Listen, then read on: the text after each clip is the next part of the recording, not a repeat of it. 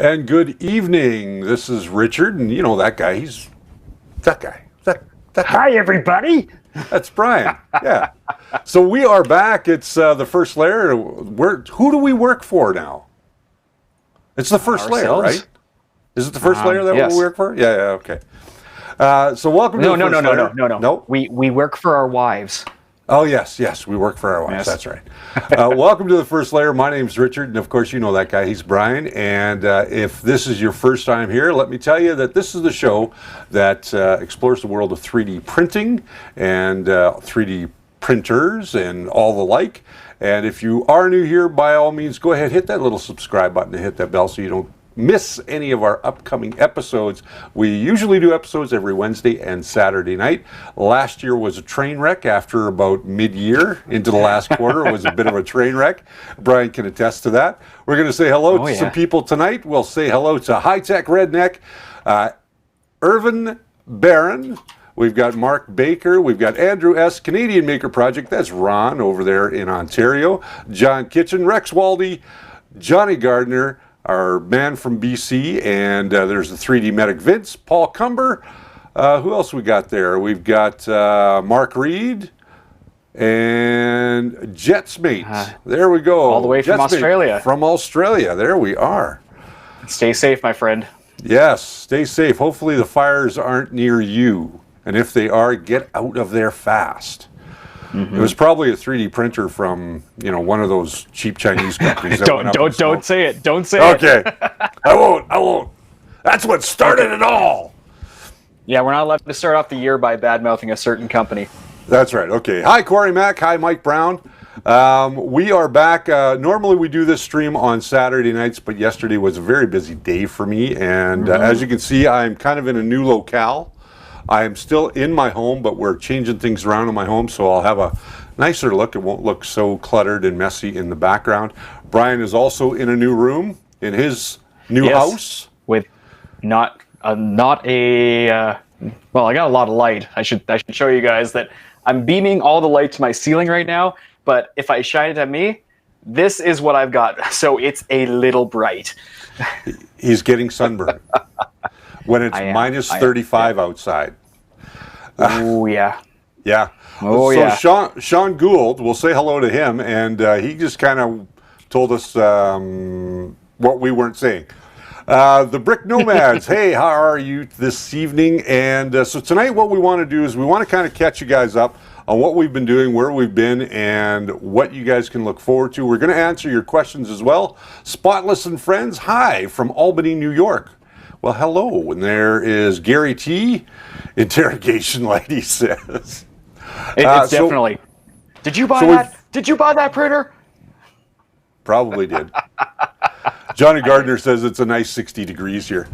So what we've got going on, let's talk about last year. So the last quarter of last year was a real train wreck for us. I became really sick because we had a lot of Chinooks. So my brain was under a severe meltdown. I get migraines when we get Chinooks here on the other side of the mountains, and when they come hard and they come fast. So that was kind of why last year we kind of missed a lot of what we wanted to do. Brian was away a lot last year as well, in the last quarter as well, so he was out traveling for his company. And it was a bizarre last year. But now we're in 2020. Happy New Year to everybody. Happy New Year.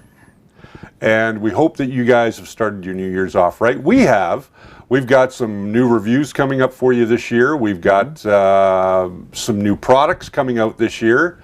And we have a bunch of new videos coming really geared toward the beginner and intermediate. We're going back to square one. What we want to do, and Brian and I have talked about this, is we want to give you guys the best information for moving forward and tackling those problems that you might be having this year in 2020 with your 3D printers or your 3D printing, whether that be through Cura or whatever type of slicing software you might be using or whatever type of printer you might be using. Brian and I have upped our game both. We both have not only FDM printers, but we both have resin printers now as well.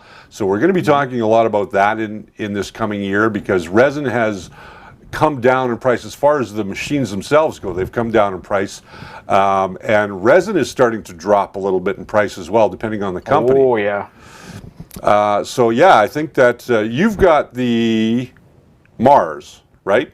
Yes, I've got the Elegoo Mars, and I've got about 5 liters of the resin right now, because it's down to about 48 bucks Canadian on Amazon for a liter.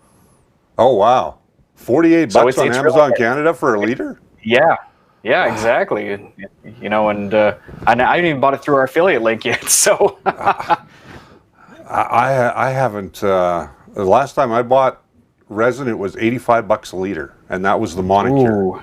Yeah, so I'm gonna have to check out some of that stuff and get it nice and cheap. Let's see what we've got going on here. Phantom Tech Gear, or Ghost Gear, says, "Where were you on the night the layer shifted?"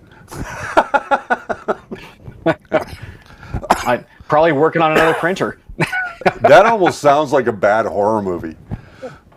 Where were you on The night the layer shifted. Yeah. We may have to do a horror movie for Halloween this year. 3D printing horror Absolutely. movie. Hey, there's DPark88. How are you? Still waiting for uncured resin to not be so toxic to use. Sean Gould is commenting there. You know, I kind of think that you're right about that. There are some resins that don't smell nearly as bad or have very low odor. Believe me, the Monicure is not one of them. But the odor on it is not horrible. Hey, there is Jerry Knapp, 3D printing and painting. Sorry, I had to sort of interrupt there. Oh, no worries. Yeah, I was going to say that it'll be interesting this year to actually see some scientific reports on resin, because the question is it just the odor that's bothering people, or is there actually something to the off-gassing that it gives? So, you know, I'll be curious to see what they come up with this year. But I haven't died yet, so... I haven't, me either, and I haven't got any chemical burns, so I'm doing pretty good. Now, let's talk about resin safety just quickly for a second while we're on the topic. Resin safety is very important. If they tell you to use gloves, use gloves. If they tell you to use a paper mask or some sort of filtration mask, use a filtration mask. It is important for your health and the safety of people around you to handle these products correctly. If you're unaware of what the MSDS is, you can always go to the website that you're buying your resin from, and they should have the MSDS or the material spec sheet there for you, safety spec sheet, and check it out. It really is something to take advantage of. And same thing with your other materials as well, even when it comes to filaments, because not all filaments are the same, and some filaments off gas when they print. ABS is a great example of that. So what I would do for that is, if you are sensitive to those types of odors, make sure that you're in a well-ventilated area. And I did just post to the chat the MSDS link for Elegoo as resin, because I was curious. Actually, I never searched it up, but indeed they have to publish them, and it was actually quite easy to find on Google. So tip to start off the year, go online, take a vMix course for free, just so you understand all your different chemicals for everything in life, and then you'll learn how to read one of these data sheets, and if you follow those directions, you should be safe. You know, I'm not going to say that this company did everything by the book. I don't know, but you know what? It's always a good thing to follow. It's better safe than sorry. Yeah, it is much better safe than sorry, and I agree with that. So what are we going to do in the studio? We're changing the studio because Brian actually, we were in there, what, a week ago? Yes. Yeah, about a week ago. And Brian ruined half my day by saying we need to rearrange the studio again.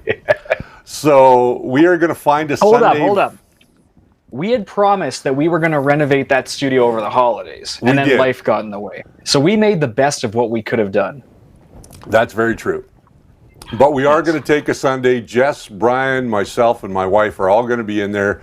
We're going to move everything out, and we're going to rearrange everything so that you guys get a new look coming soon. So bear that in mind. Now, recording at the studio, we're going to try and do more recording here in my home studio as well as the studio at the shop. It's just easier for me because it's a half-hour drive for me to get to the shop. It's 20 minutes for him. But he doesn't have a key, so he can't get in. Yeah. I'll just film in the parking lot. There you go. So we're going to I've got a couple of printers I can use. Yeah, there you go. I'm going to try and do more tutorials, record more tutorials here at home as we move forward, and we're going to see a lot more live streams from the home as well. That way I don't have to do them at the studio. I can do them right here at home. Other than that, let's take a look at what we got here for some questions. Do we have any questions? Yeah, we didn't even put out the thing. Go ahead and ask your questions. We are not changing that up at all this year. So our Saturday live streams are going to be more Q&A based. I think that you guys are going to get more out of the Q&A, so we are going to start posting questions or soliciting your questions early in the week so that you guys can ask your questions. And we're going to start pulling questions from the YouTube comments as well this year, which is something we haven't done in the past because I just don't have time to answer everybody's questions on YouTube. No, absolutely. And we do get a lot of questions, so High Tech Redneck's asking, how much can you print with a liter of resin? A liter of resin is equivalent yield to a kilo of filament, typically. So what you're going to get out of a liter and what you're going to get out of a kilo, the yield is going to be right about the same. So if you're printing, little Pokemon figures about that big, you're probably going to get, if they're 10 grams each, you're going to get, 100 of them. Yeah, that's right. 100 or 1,000? 100. You'll get 100. Now that's not taking into account any losses from cleaning. Right. That also doesn't take into account if you hollow out your models, which That's is true. Something that not a lot of people do with resin. Well, I don't because it's so cheap, but if you really want to make lightweight stuff there, hollowing out saves you a lot of resin. It does. You just have to be able to get light up inside that hollowed area so that the uncured resin doesn't over time ruin your model, especially if you're going to go paint it. I've got actually one right here that I hollowed out, and today it's still dribbling out resin at the top, even though I've washed it with water and everything. So there you go. Yeah, takes a little bit more. All right, but so let's go up here. John Kitchen says, Ender 5 Plus with BL Touch Enable does a prime line move to the center and then prime line in front.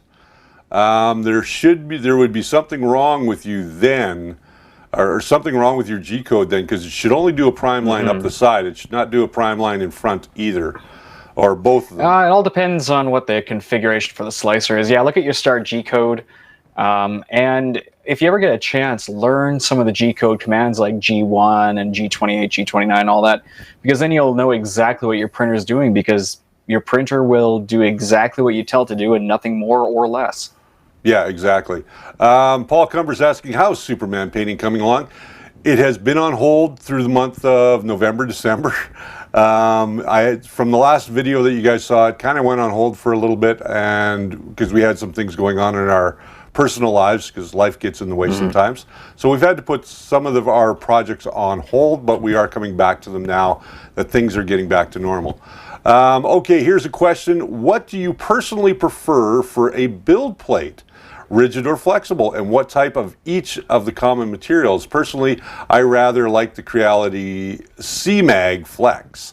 John Lane, I'm going to tell you, man, my go-to, and I seem to always go back to it, is glass and glue stick. I love it. It works perfectly, and that's what I'm going to stick with. What about you, Brad?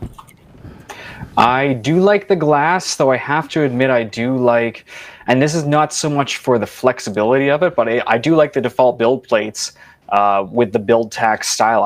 I'm not so concerned with the bottom being perfectly flat with how glass is. And plus with the BL Touch, it overcomes most warping issues. But I do like textured surfaces, and I'm liking some of these new companies coming out with textured metal ones, but I haven't tried any of them yet. I haven't. I'm still not overly impressed. No? Oh, okay. DPark 88, 0.12 layer height and 0.48 walls. How many solid layers and walls do you guys like using? I'm curious, he says. Brian, I'll let you start with this one, and then I'll jump in. I don't ever go more than 3 exterior walls, and that also changes too depending on my nozzles. So I'm going to say, 0.12 wall thickness in general, and I spend most of my material actually on more top and bottom layers. I go for about 6 actually. Yeah, I'm kind of in the same way there. As far as 0.12 layer height goes, I usually use only 3 walls, and I'll actually go up to about 8 to 10 top layers, and usually my bottom layers are only 6. Any future videos on Octoprint setups from Richard Taylor? Yes, we are going to do some Octoprint this year. We're going to walk you guys through it. There are some great tutorials out there already. But if you guys want to see our take on it, we're happy to do it for you. Let me see what else. Am I missing anything? Oh, no. What curing unit oven do you guys use, or just Sunlight? Gary T. I've actually made my own with some 405 nanometer LEDs. So that's what I use, and I usually leave it in there for about 10 minutes. What about you?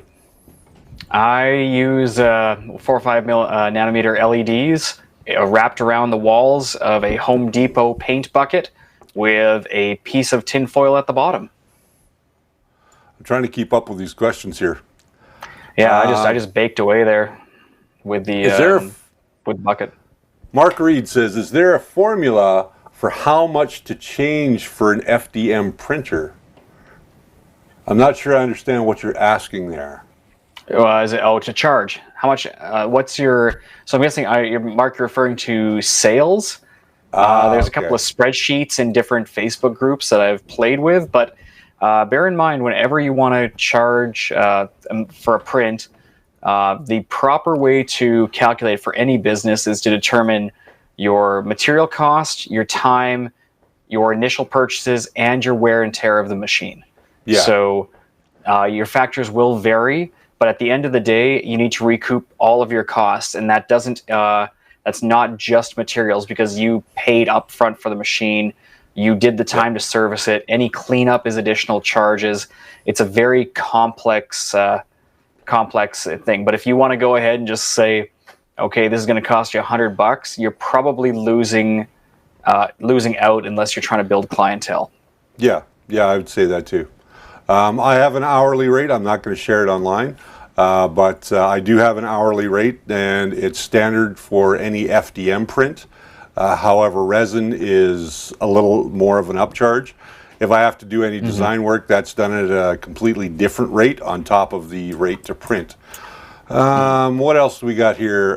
So not hollowing out your print would potentially leave uncured resin within the print as well.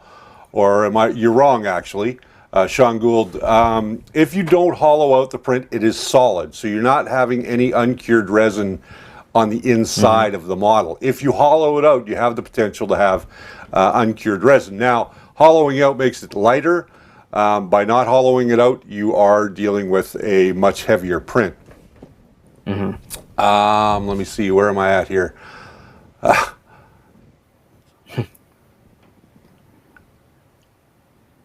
Have you heard of a ZD1 printer? I have not. I have not, no. I'll be honest, everyone's coming out with a printer these days, and it's killing me. Yeah. Canadian Ron from the Canadian Maker Project, he says, slicer of choice for resin. Also, how long can it take for the smell to dissipate? My slicer of choice right now is the one that came with my printer. I have a Wanhao Duplicator 7 Plus, and I'm using the Wanhao software. It works great for me. I use the Wanhao stock settings for the monocure resin, and it works absolutely fine. Now, with other printers, I know with the Elegoo Mars and some of the other low-cost ones, they use Chi2Box. And I have not used Qi2 Box. Brian, you've used Qi2 Box. Maybe you can elaborate a little bit on that. Yeah, on a slicer, it actually seems to do a fine job. I mean, I've noticed no difference between it and Prusa and all that, except when it comes to how it builds supports. But that, again, is more of a design item than the actual application's fault. It does exactly what I ask it to do. The time estimates are exactly on because resin calculations are much simpler than an FDM printer. So, yeah, I just stick with Qi2 Box there and use other utilities to prep it. And there's also some applications out there. There's some checking applications. I haven't tried them out yet so much. I think one's called Photon File Validator. Yeah, I don't have it on this computer. And that one will help you take your file afterwards and make sure your machine won't have any weird overhangs or anything. And that's where Qi2 Box falls a little short, is how it generates supports. It doesn't cover every surface. So you need to run that additional validation to make sure your prints won't fail. Gotcha. There's a question here from TK's 3D Prints. I use the Peopoly curing lamp. 60 watt cures 5 centimeter thick resin in about 10 seconds. That's actually amazing. Well, that's quite a strong UV lamp, and I don't think a lot of people are talking about if it truly is a UV lamp, you do not want to be around it while it's running. And there's a reason why we have all sorts of UV filtration in our world, and I'm not going to bother making a video on it. Just look up, how you basically wear sunscreen to protect yourself from UV rays. Yeah. So you're going to do damage to your body if you keep exposing yourself to it. So if you're going to use something like a 60 watt bulb, make sure it is isolated from you when you turn it on. Paul Cumber's asking a great question. How often do you oil the rod on your 3D printer? Usually what I will do is I do a full maintenance check every 1,500 hours on my printers. And when you start to get into that 8,000 hours, it's really check the condition of your rods, check the condition of your lead screws, because over time that stuff does wear. So you may want to, if you've got a lot of hours on printing on them, it may be time to replace some of that stuff. But typically, I don't really oil or lube any of the rods on my printers till I reach about that 1,000, 1,500 hour print time. Tim McCoy is asking, Marlin tutorials, any planned? Yes. Now that Marlin 2.0 has officially been released, and it was released just before the new year, I think early part of December, wasn't it? And there's already a minor service release. So. Oh, there you go. We are going to be doing some of that. Yesterday, when I was at a client's location checking out their printers, I did do a 2.0 update on one of their Creality CR10S machines, and it is working great, apparently. So we are going to be talking about 2.0 this year. We're going to show you exactly how to take 2.0 and get it ready for the printer that you may have. And that's not just Creality, because we have other printers between Brian and I. I've got Lotmax, I've got, what else have I got? I got Creality, I've got Wanhao. So we're going to be able to check out those for all different types of printers. What else we got here? I'm still dialing mine in just a little bit. I am running Marlin 2.0 on all my machines, and I'm finally starting to get rid of my OEM builds and go to the stable release. So once I have all that sorted out, then we'll go a bit more into depth into how it works. Yeah. Hoppy Naki says, hi all, looks like Fusion 360 is going AWOL for hobbyists. Are others moving to open source? From what I understand, Hoppy, is that they're not going away from or they're not going AOL or AWOL on that. What they did is they kind of shot themselves in the foot, because they opened it up to hobbyists like you and me, and it got out across the internet like crazy. So they had more free licenses, or people take advantage of that free license than ever before. And yes, some companies did it unscrupulously, and took advantage of their generosity, and They lost a significant amount of money. Now, that being said, from what I understand, it is still available for educators. If you already have a license as a hobbyist, they will allow you to renew it. The last time I renewed mine, which was back in October, pardon me, I renewed mine in October, and they allowed me to do it as still as a hobbyist, and they allowed me to keep my license. So. Yeah, and I'm still, I'm going to load it up right now just to check, but as of the other night, I'm still on the startup license, but the hobbyist is still available, and I believe they still renew it on a year-to-year basis. I'll have to pull up my last email from them, but what they basically said is because they offered a fully featured suite, it was impacting their business ventures, and so what they decided to do was trim back some of the simulation, which really doesn't impact 90% of the Fusion 360 users out there. Just pull back a few of the features and to keep it free for hobbyists. So I'll pull that email up here, and I'll shortly give you guys the breakdown. All right, so now I'm sure I missed a question or two around here, but Rex Waldy, since I upgraded the board on my Ender 3 Pro, I found that my prints are a lot better and able to print at higher speeds. Congratulations. 2.0 or 2.01 is also released, Rex Waldy is saying, for Marlin. 3D printing and painting. Our good friend Jerry Knapp from Vegas, he's saying 2020, year of the beard. Yeah, it that's might about just right. be. Somebody referred to him and I as Han and Chewie. And when I asked the other day who was Han and who was Chewie, he said, well, Han got old, so obviously it's me. Yeah. So, yes, it is the year of the beard. And as you can tell, I'm working my mustache so that I can make it look a little bit more sexy for the ladies. Hopefully we'll get a little bit more female audience in here. Now that we are almost at the halfway point of tonight, I do want to remind you guys that if you want, we do have merch available. As you can see, we've got these wonderful purple t-shirts. I'm flogging this because it's going to help Brian and I get to China this year in October. So for every t-shirt that you buy, all the profits that we get from that are going into our little rocket ship that hopefully we're going to be able to raise enough money to send us to Shenzhen in October of this year. And I want to thank those people who have already helped us out. And we also have Super Chat turned on the bottom there. If you'd like to throw us a few coins to help us get there this year, that would always be helpful. And that all goes into our rocket ship. If you just give me a second, I'll go over and get it. My wife's not finished cleaning it all, but I'll show you what it looks like. All right, while you do that, Richard, maybe switch me over here. I'm going to... oh, he's probably can't hear me now. So what I'll show you guys in my tiny corner here, you'll have to forgive me, I haven't set up OBS really on this computer yet. But if we go back to the Fusion 360 page here, I'll see if you guys can see this. So who is eligible is individuals' non-commercial personal design project. This is what they're calling Fusion 360 for hobbyist / personal use. So you get everything, you basically get all functionality except for phone and email technical support, team collaboration, and commercial translators to a bunch of products that you probably shouldn't have as a hobbyist anyways, unless you're a student.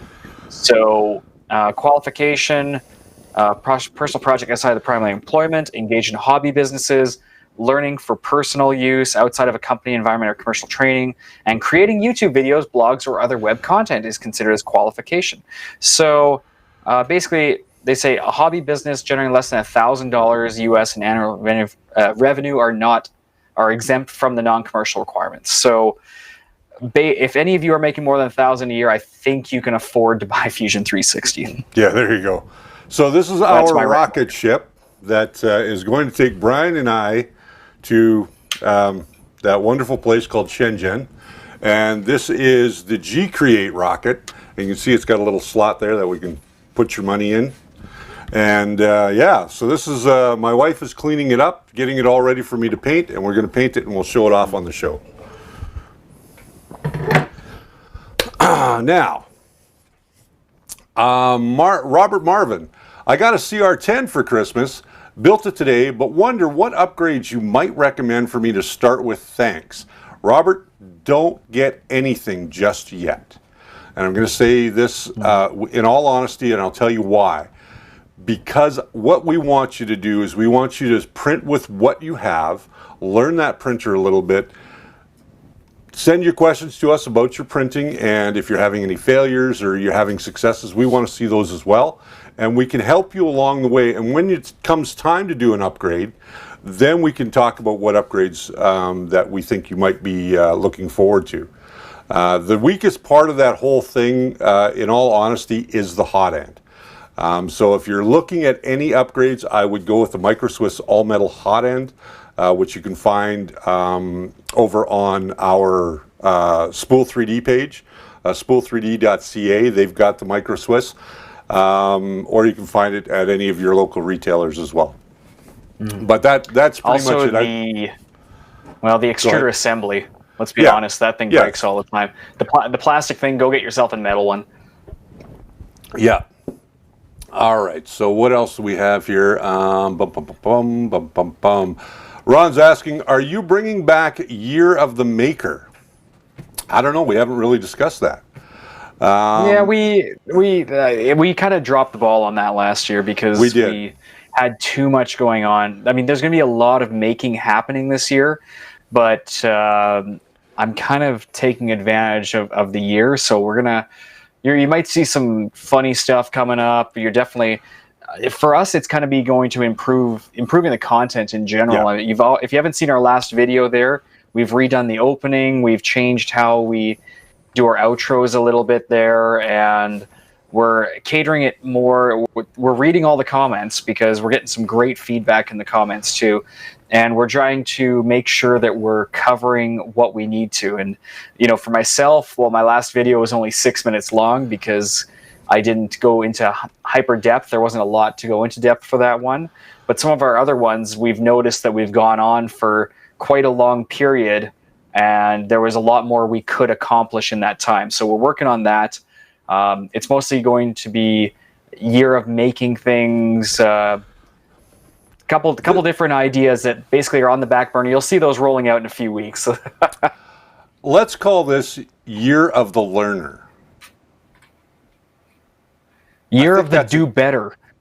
Let's do better. Yes, this will be hashtag year Let's Do Better. Year.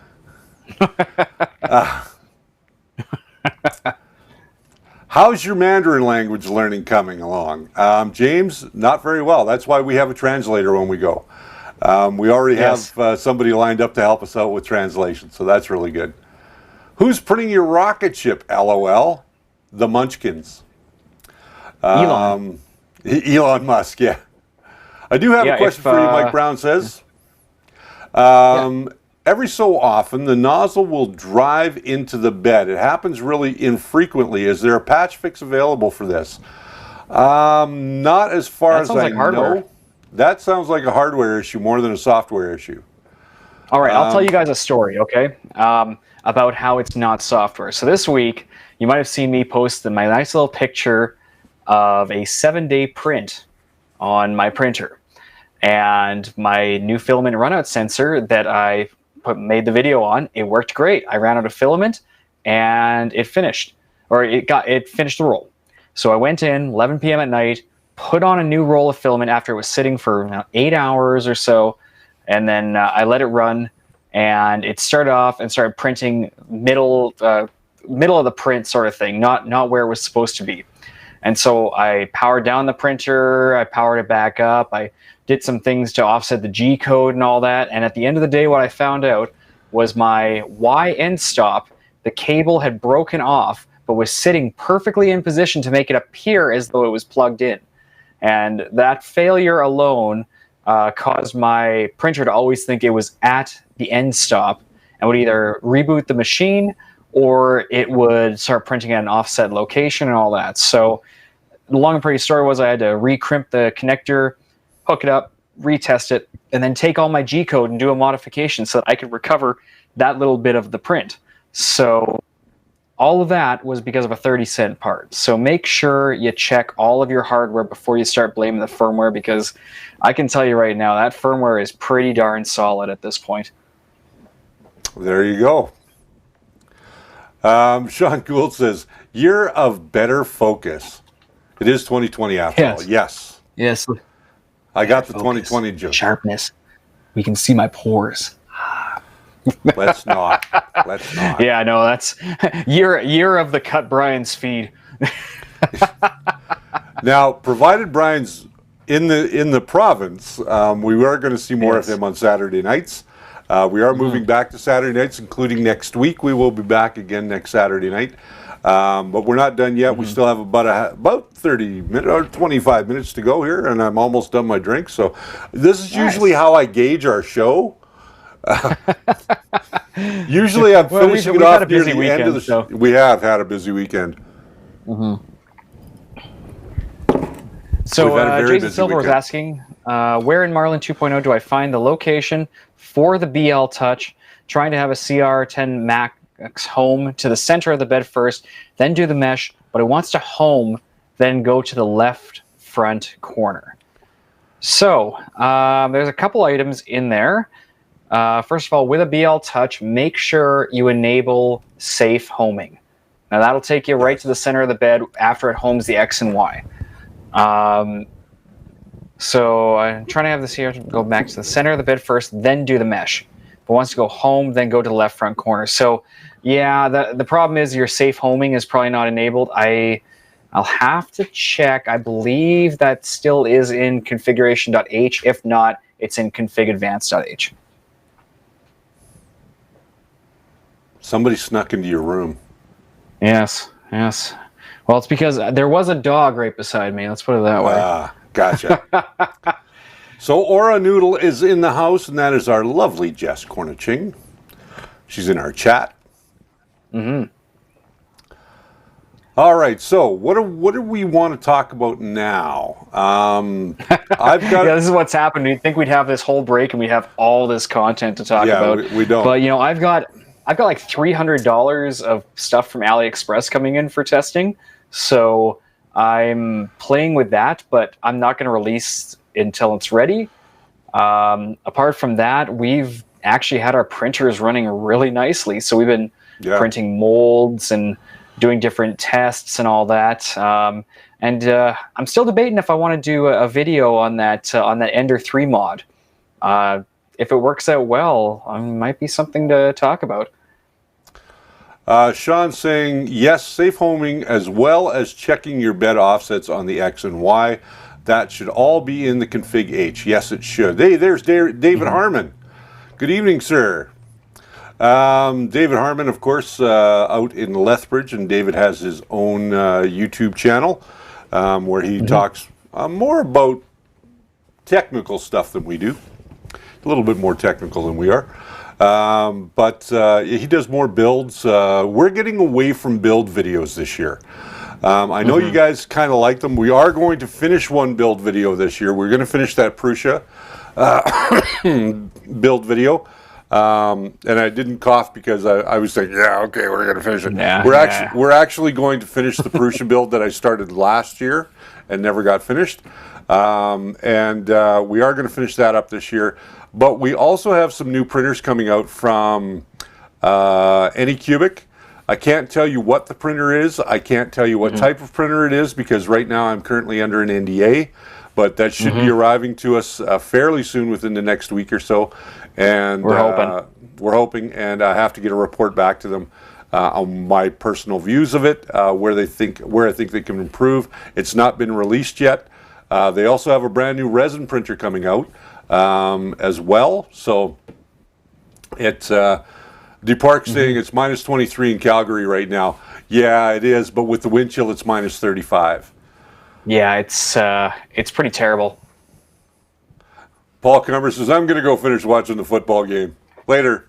I won't lie, I have not been complaining about all my printers running their heat beds between 60 and 100 degrees there, getting close to tripping breakers, but the house is warm, so. Yeah, there you go.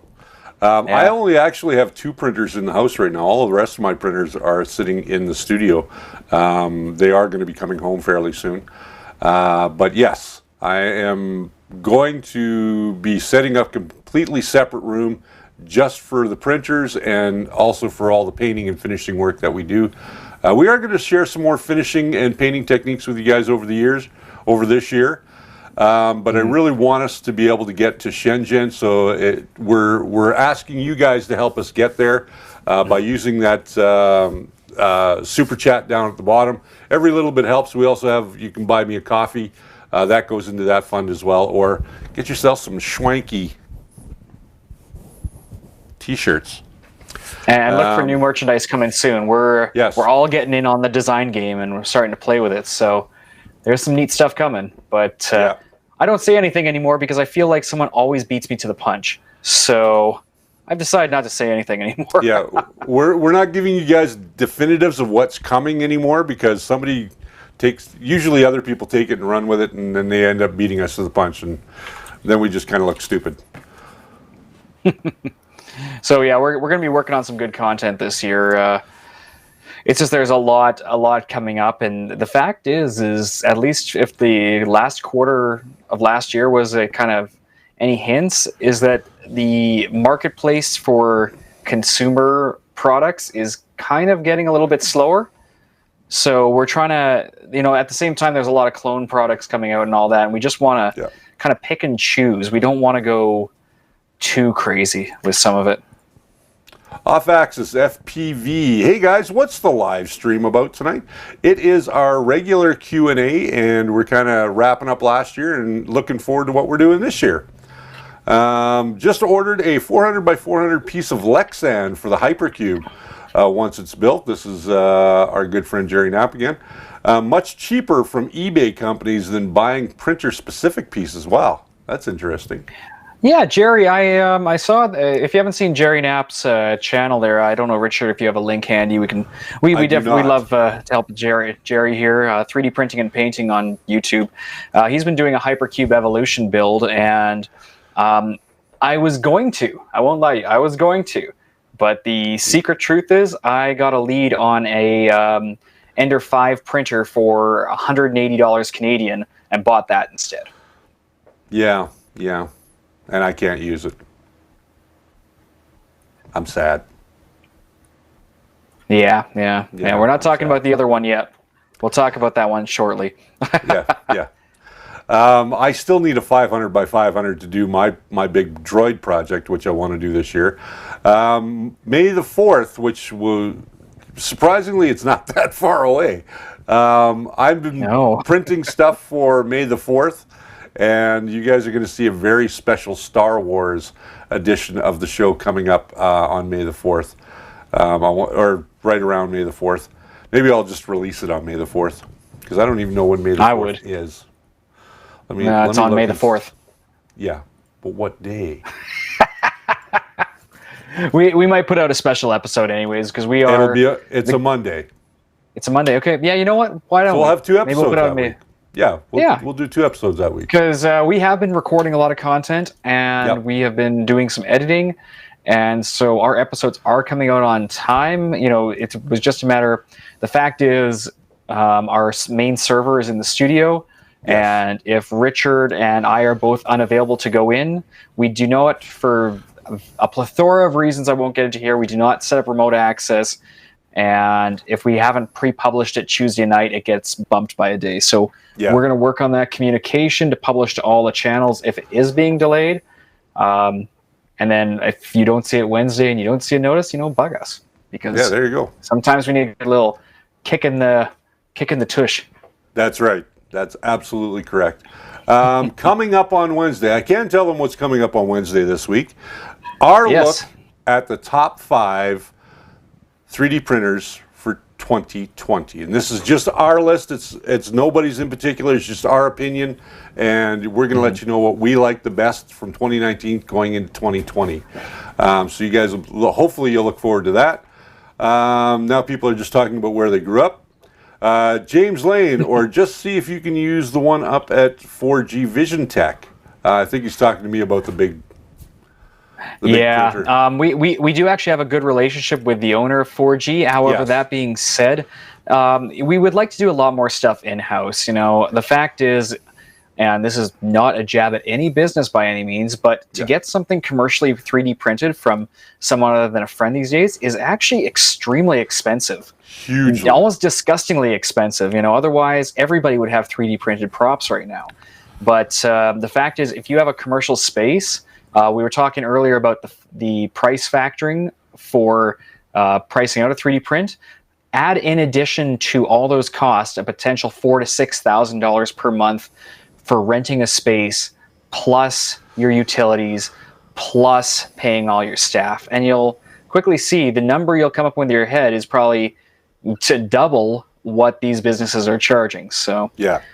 you know, if we want to, we might do a special episode if they have a particular printer they want to showcase. We might strike a deal and say, if you print this for us, we will feature you.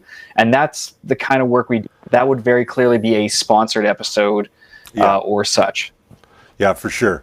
Now, as of sponsors, because I've been asked a lot about this, we don't have any sponsors. Spool 3D, although we mention them each and every episode, the only reason that we mention them is because A, I work there, and B, they give us a spot to have a studio there. And whenever they get new product, it's easy for me to just grab that new product, show it to you guys, and you know, build it or whatever, because it has to go on the show floor anyway. So, And like we did with the CR10 version 2. We don't get to keep anything here, right? You know, like I've got a Creality BL Touch kit here from Spool 3D. I paid for this out of pocket because that's actually for myself. Anything Spool 3D brings in that they say, hey, can you guys put this together, or this might be fun for a video, afterwards we hand it right back to them. Yeah, so we don't keep it. Okay, yeah, because if we were going to keep it, it wouldn't be very fair to you guys to post a video and say, this is the greatest thing ever because it's an Olsen Ruby for $150, but we got it for free. You know, Yeah. It doesn't work like that. No, unfortunately it doesn't. And anything that I get from my printers, I have to pay for, just so you guys know. We're trying to keep the channel afloat as best we can and keep you guys full of content, and hopefully we steer you in the right direction. There's a lot of great people out there on YouTube, and there's a lot of guys out there on YouTube that are still doing, look what I made. And those are the kind of guys that I've stopped watching. I really now look at channels that really inform you about 3D printing, and that's kind of where we're taking some of our cues from this year as well. David Harmon, thank you very much for saying that Spool is awesome. James Lane, thank you.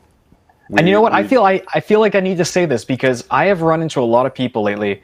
You know, this is not some kind of promo for Spool 3D or anything, but I keep on telling people about it, and they say, "Oh, that guy who works out of his basement." Okay, so Derek's business, he grew it into a retail location, Yes. and it does have a retail floor that's open Monday to Friday. So if you need some parts, you can go to Spool 3D, which is located in Southeast Calgary, off Barlow and Deerfoot. You can go there. There is tons of stuff on the floor to check out. So if you want to come in and chat, Richard's there every day. I pop in once in a while. It is open to the public. So I'm just going to put that out there because I have had like 10 people ask me already, you know, oh, do they have, you know, can you go in and buy some parts? Because I have to admit, I'd rather go in there than try to navigate his site. His site is pretty easy to navigate. It's some of the descriptions that are hard to find. Where else can you get 26 printers? Stat, he says. Spool 3D, thank you very much. Yes, David has ordered a lot of printers from us lately.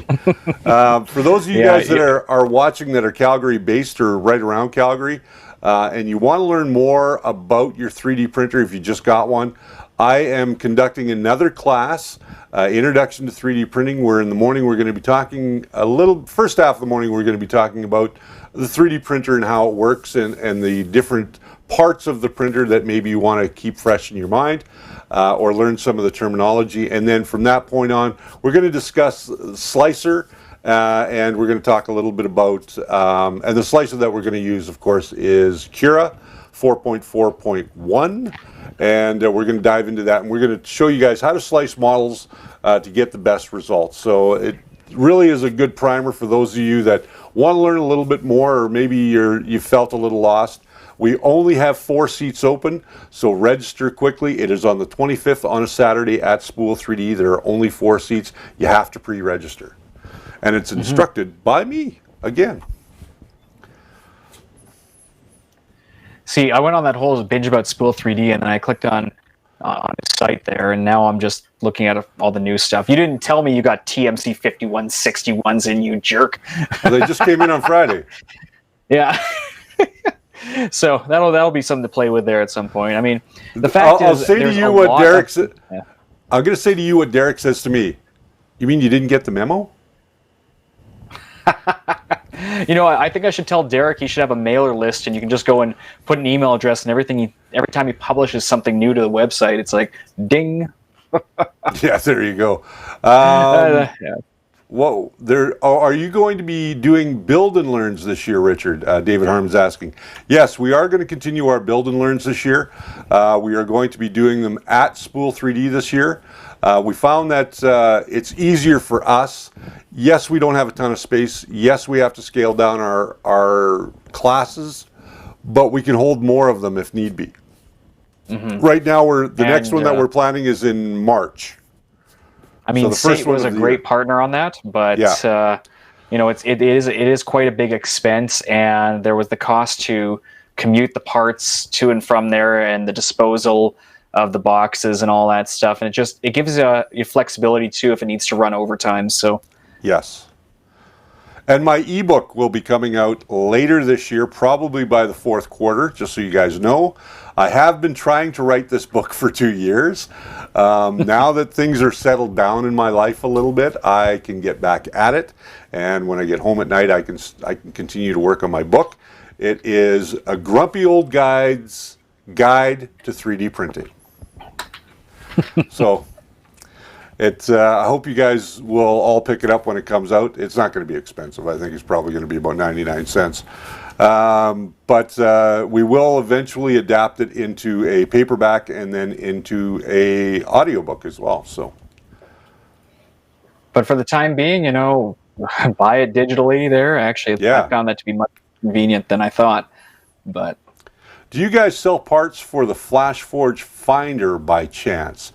Off-axis, we do sell some FlashForge parts. If you are looking for anything specific, what you want to do is you want to send an email to sales@spool3d.ca. That is sales@spool3d.ca. I just posted it to the chat there, so Yeah, that will be your best bet. Just send a message and they will, if you're looking for specific parts, they can always source them. We can source them. I don't do the sourcing. I do more of the, hi, welcome to Spool 3D. And I do a lot of the repairs. So, yes, that's a good thing to do there. Any tips? Tip, don't walk in front of moving cars.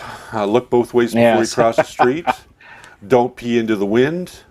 I mean, tips. Watch this channel because we have all the Yeah. tips apparently. Watch this channel, yes, because we've Like, got brand subscribe, new tips. you know the drill. Yeah, like, subscribe, leave a comment.